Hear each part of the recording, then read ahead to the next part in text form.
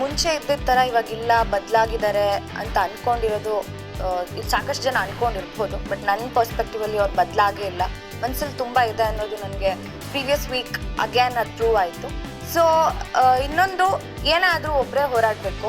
ಈಗ ರಜತ್ ಅವ್ರು ಬಂದಿದ್ರು, ಏನೋ ಅವ್ರನ್ನ ಟಾರ್ಗೆಟ್ ಮಾಡ್ತಿದ್ರು. ಆಲ್ ಆಫ್ ಅ ಸಡನ್ ಮನೆಯವ್ರ ಮೇಲೆ ಪ್ರೀತಿ ಹುಕ್ಕಿ ಅರಿತು ಅಂತ ಅನಿಸ್ತು. ಯಾಕಂದರೆ ಒನ್ ನೈಟ್ ಎಲ್ಲರೂ ಗ್ಯಾದರ್ ಮಾಡಿ ನನ್ನಿಂದ ನಿಮ್ಗೆ ಯಾರಿಗಾದ್ರೂ ಹರ್ಟ್ ಆಗಿದ್ರೆ ಐ ಆಮ್ ಸೊ ಸಾರಿ, ಅದನ್ನು ಮರ್ತು ಬಿಡೋಣ ಅಂತ ಹೇಳಿ I felt she expected the support. ನಮ್ಮ ಸದಸ್ಯರಿಂದ ಆ ಸಪೋರ್ಟ್ನ ಎಕ್ಸ್ಪೆಕ್ಟ್ ಮಾಡಿದ್ರು ಅಂತ ನನಗನ್ನಿಸ್ತು. ಅಷ್ಟು ವೀಕ್ ಕಂಟೆಸ್ಟೆಂಟ್ ಈ ಮನೆಗೆ ಬೇಡ ಅಂತ ನನಗನ್ಸುತ್ತೆ. ಹಾಗಾಗಿ ಅಶ್ವಿನಿ ಅವ್ರನ್ನ ನಾಮಿನೇಟ್ ಮಾಡ್ತಾ ಇದ್ದೀನಿ. ನನ್ನ ಮೊದಲನೇ ಹೆಸರು. ನಾನು ರಕ್ಷಿತನ ಹೆಸರನ್ನು ತಗೋತೀನಿ. ಎಲ್ರದ್ದು ಅವ್ರದ್ದೇ ಪರ್ಸ್ಪೆಕ್ಟಿವ್ಸ್ ಇರುತ್ತೆ ಈ ಮನೇಲಿ.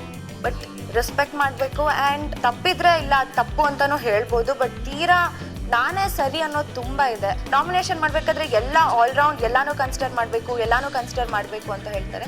ಸೊ ಅವ್ರ ಪ್ರಕಾರ ನಾನು ಕೇಳಿದ್ದುಂಟು, ನಿಮ್ಮ ಪ್ರಕಾರ ಡಿಸರ್ವಿಂಗ್ ಅಂದರೆ ಏನು ಅಂತ. ಅವಳು ಕೊಟ್ಟ ಲಿಸ್ಟಲ್ಲಿ ನನಗೆ ಅವಳು ಗೇಮ್ನ ಕಂಪ್ಲೀಟಾಗಿ ಅರ್ಥ ಮಾಡ್ಕೊಂಡಿಲ್ಲ, ಬಿಗ್ ಬಾಸ್ನ ಕಂಪ್ಲೀಟಾಗಿ ಅರ್ಥ ಮಾಡ್ಕೊಂಡಿಲ್ಲ ಅನ್ನೋದು ನನ್ನ ಪರ್ಸ್ಪೆಕ್ಟಿವ್. ಯಾಕಂದರೆ ಅವಳು ಹೇಳ್ತಾಳೆ ಮನೆ ಕೆಲಸ ಎಲ್ಲರೂ ಅವ್ರವ್ರ ಕೆಲಸ ಅಲ್ಲದೇನು ಎಲ್ಲ ಕೆಲಸದಲ್ಲೂ ಆ್ಯಕ್ಟಿವ್ ಆಗಿರಬೇಕು, ಅದನ್ನ ನಾನು ಕನ್ಸಿಡರ್ ಮಾಡ್ತೀನಿ ಅಂತ.